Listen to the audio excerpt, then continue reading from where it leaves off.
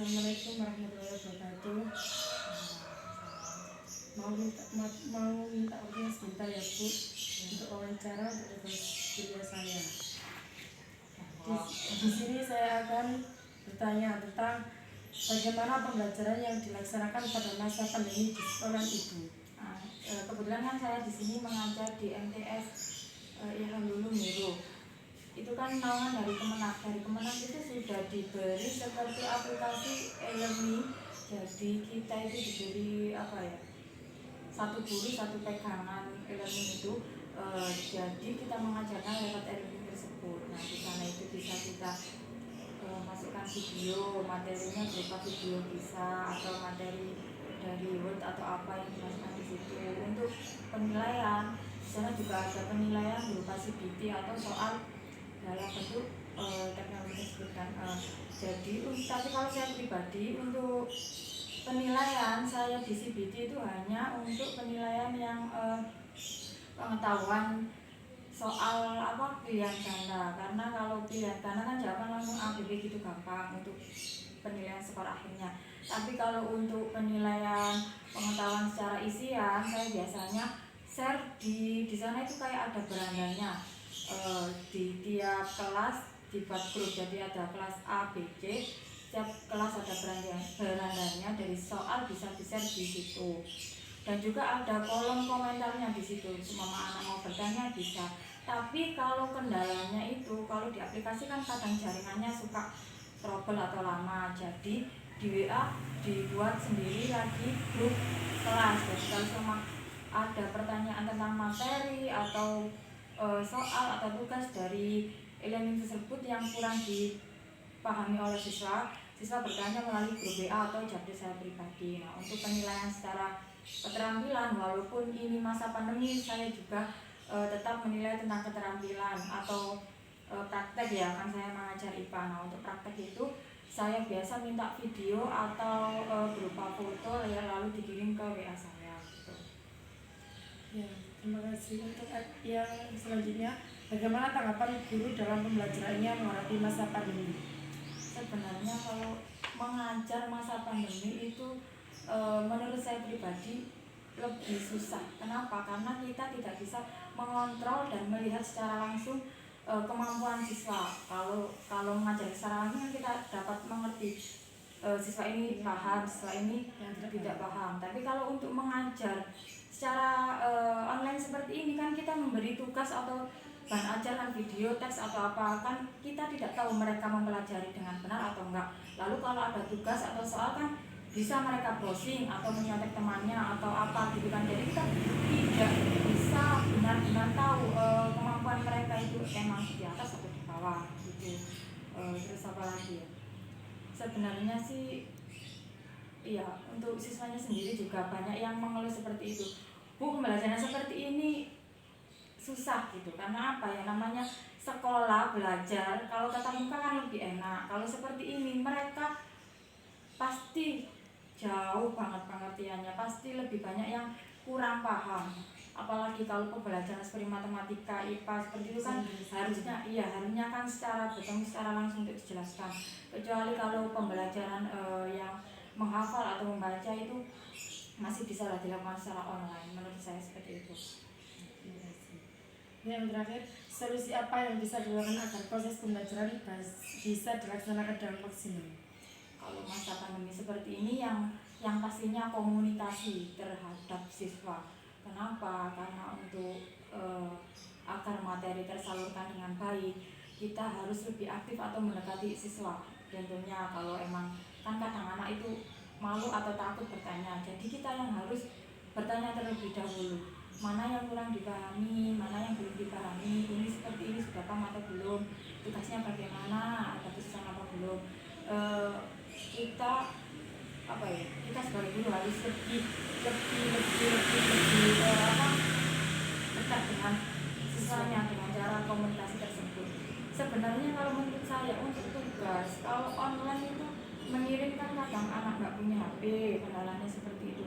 Ada juga yang namanya anak-anak di paketan kan minta orang tua, jadinya kan agak susah. Sebenarnya seharusnya sih kalau boleh ya seminggu sekali atau berapa minggu sekali seharusnya itu siswa dimasukkan satu kelas, satu rombel itu satu hari untuk pengumpulan tugas selama contohnya ya seminggu sekali masuk mengumpulkan tugas selama 1 minggu, kesana hanya mengumpulkan tugas setelah itu pulang. Kalau menurut saya seperti itu. Terima kasih. Assalamualaikum warahmatullahi wabarakatuh. Mau minta waktu sebentar ya Pak ya untuk wawancara. Sini saya akan tanya tentang bagaimana pembelajaran yang dilaksanakan pada masa pandemi di sekolah tersebut. Ya, perkenalkan dulu, nama saya Andi Eko Prasetyo. Saya di sekolahan yaitu SMP Sunan Ampel, Menganti, di situ sebagai guru BK. Jadi saya kebanyakan tidak mengajar anak-anak, tapi memantau dan membimbing anak-anak dalam masa pandemi ini.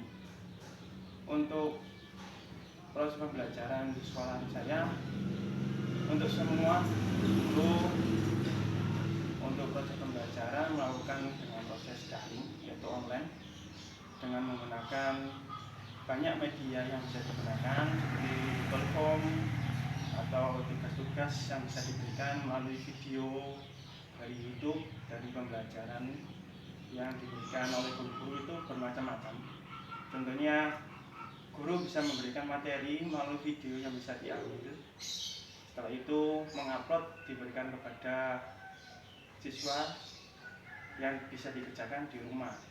Untuk saya sendiri memantau anak-anak, perkembangan anak-anak di masa pandemi ini dalam proses pembelajaran. Kebanyakan anak-anak itu ya bermacam-macam masalahnya, dari masalah soal anak-anak tidak punya HP, kebanyakan itu paketan. Untuk proses pembelajarannya seperti daring itu saya pantau, kebanyakan anak itu tidak mengerjakan itu banyak. Kalau bagaimana kita bisa memantau, saya sebagai guru BK kebanyakan saya terjun langsung kemana? Ke rumah anak-anak, kebanyakan begitu. Soalnya apa? Kalau di sekolahan bisa dipantau oleh saya, dipantau oleh bapak ibu guru. Kalau di rumah tidak bisa dipantau ya hanya orang tua. Kami sebagai guru BK ya meminta kepada orang tua bagaimana orang tua bisa memantau anaknya di rumah, seperti itu. Untuk yang kedua, bagaimana tanggapan guru dalam pembelajarannya menghadapi masa pandemi? Kalau dari pengalaman yang sudah saya terima selama masa pandemi ini, banyak bapak ibu guru itu yang mengeluh itu bagaimana? Kebanyakan mengeluh soal anak-anak banyak yang tidak mengerjakan tugas, kebanyakan seperti itu. Kenapa tidak bisa mengerjakan tugas? Contoh mengerjakan tugas yang sudah diberikan, tidak mengerjakan, sudah diberikan batas waktu yang sudah diberikan, tapi tidak mengerjakan, kebanyakan begitu. Jadi bagaimana caranya bapak ibu guru itu membimbing anak-anak agar mengerjakan tugasnya? Ya kita mantau setiap hari, setiap waktu kita WA-nya enggak di grup saja, tapi personal satu anak-anak ditarik bagaimana anak-anak itu sudah mengerjakan atau belum. Kebanyakan seperti itu. Jadi bapak ibu guru ya merasa kebingungan bagaimana cara anak-anak itu bisa mengerjakan tugasnya dengan baik, menerima materi dengan baik, itu juga merasa banyak kesulitan. Jadi kita dari seluruh bapak ibu guru, saya sebagai guru BK juga membantu bapak ibu guru bagaimana agar proses belajar itu bisa berjalan dengan baik, karena bisa menerima materi dengan baik, seperti itu. Nah, untuk yang terakhir, solusi apa yang bisa dilakukan agar proses pembelajaran bisa dilaksanakan dengan maksimal? Oke, yang sudah diberikan oleh bapak ibu guru sekarang untuk di sekolahan kami, setiap minggu itu ada setiap 1 minggu 1 hari masuk untuk bagaimana kita memantau anak-anak di rumah, bagaimana anak sudah mengerjakan tugas atau belum. Terus setelah itu mengumpulkan tugas. Tidak hanya itu saja, sebelum kita anak-anak mengumpulkan tugas, kita istighosah dulu agar apa? Dalam masa pandemi ini kita diberikan kesehatan, memberikan kekuatan agar bisa bertahan dalam masa pandemi ini. Jadi solusinya yaitu tadi, anak-anak masuk tiap hari, setiap minggu 1 kali, hanya untuk mengumpulkan tugas, tapi dengan mengikuti protokol kesehatan yang sudah diberikan. Seperti itu. Terima kasih Pak. Ya, sama-sama.